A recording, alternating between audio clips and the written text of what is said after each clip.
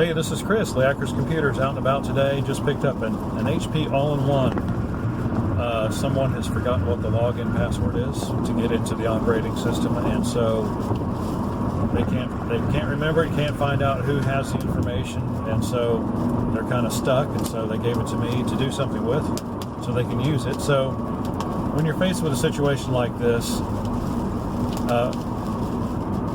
you only really have two alternatives.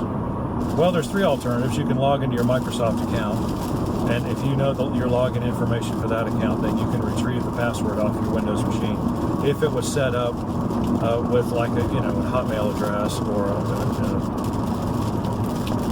whatever their new email is called, I can't remember.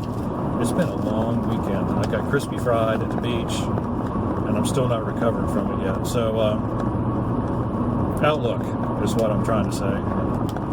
So if you set it up using an email account, Microsoft affiliated email account, then you can retrieve your login information for your computer. If you don't know that, then there's really only two things that you can do. There's only two choices. One is reload the computer from scratch, and your choices there are, use your original disk. Hopefully, when you got the computer, you made up some startup disks. That's why it's always kind of important to do that. I think if you don't know the password, if you don't have your administrator password, I don't know that you can. I've never tried it, to be honest with you. I don't know if you can get into the menu to reset it back to factory or not. I might have to try this one just for the heck of it when I get back. Except I don't want to do that. But I could at least see if I can get into the menu. Come on, people. But anyway, so you can try that. But certainly, if you made up your startup disk, your reinstall disks, then you can do that way. You can do it that way. Unfortunately, that means that you lose the data that's on your hard drive. And so, if you have important information on that hard drive, then you need to figure out a way to get that information off first.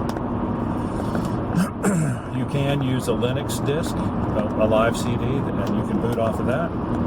If you're not familiar with Linux, that might be a little bit cumbersome to do. But most people could probably figure it out. But that is assuming that you have another computer that you can download and burn a DVD, and then use that on the machine that you can't get into. So you could do that. The other method is what I'm going to do for this particular machine. I am going to create a new administrator user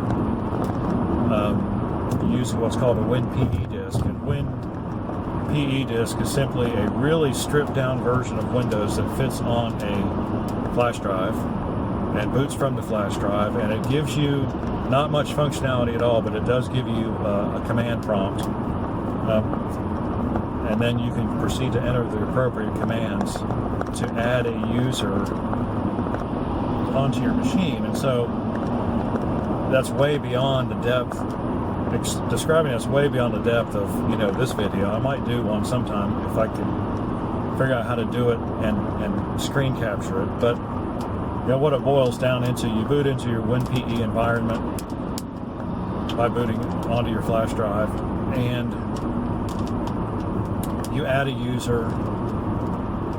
Well, you do some finagling with command com or command exe and utilman exe to get Windows to think one is the other, so that it'll boot. It'll give you access through the accessibility icon that comes up when you first start up the computer, which you can access without having administrative rights.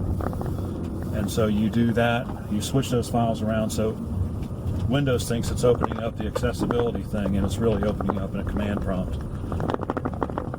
And then from there, you add a user using a couple networking commands and reboot the machine, and voila, now you have two administrators. One is the administrator you don't have the password for, and the other is your new administrator, which has complete access to everything on the disk. And at that point, you simply go into your user directory and you copy the files from your old account into your new account, and then if you so desire, you delete the old account, and then you just have the new account left. The advantage of doing this is you don't just get to save your data, you get to save all the programs that you have installed, so you don't have to reinstall anything. They're still there, because I mean, unless you're in an office environment where people are installing programs just for one person. Most times when you install a Windows program, it'll ask you if you want to install it just for this user or for everybody, and everybody clicks everybody, and so you don't have to worry about whether or not you're going to be able to find those programs again. So your Office is still going to be there, your PDF viewer is still going to be there, all the things that you're used to using are still going to be there. You're probably going to have to find your bookmarks and such for your browser. You'll have to search through the file system to find that, but it's a heck of a lot better than starting over from scratch and then having to find all the installation media that you had, and then hopefully you've made backups of all your data, right?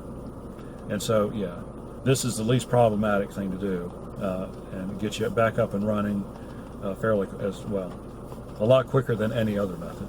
So anyway, that's what I'm going to do today. That is my goal for today. It's 12:51. I'll be home about 2. And this process probably will take me about an hour total to do it by the time, and most of the time is just copying files over and making sure that the browser data is copied over as well, because you got to search for it just a little bit. But anyway, that's what I'm doing today. Looks like it's going to rain a little bit, at least scattered thunderstorms today in the RDU Oxford area. Alrighty, got any questions or comments? Please leave them in the section below. Need some work done? Need some computer work done? Are you locked out of your computer? You don't know what to do? We can take care of it for you. 919-482-6763. We'll see you on the next video.